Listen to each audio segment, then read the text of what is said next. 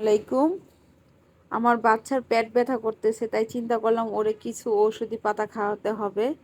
তাই এটা হচ্ছে আমরা বলি থানকুনি পাতা, আপনারা কি পাতা বলেন জানি না। এটা কোনো আমি কিন্তু এটা কোনো সিদ্ধ করব না। এটা কাঁচা, আমি সুন্দর করে ধুয়ে পানি ঝরাইছি। ঝরানোর পরে দুইটা কাঁচামরিচ আর একটা পেঁয়াজ দিয়ে শুধুমাত্র বেটে নেব।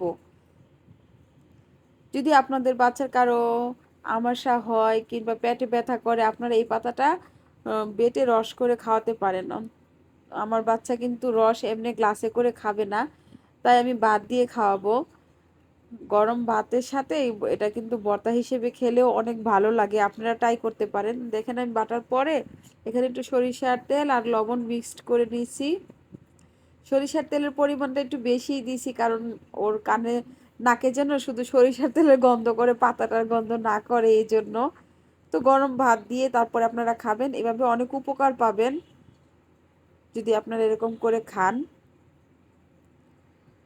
পেটে ব্যথা আমাশা এগুলো ভালো হয়ে যাবে। আল্লাহ হাফেজ।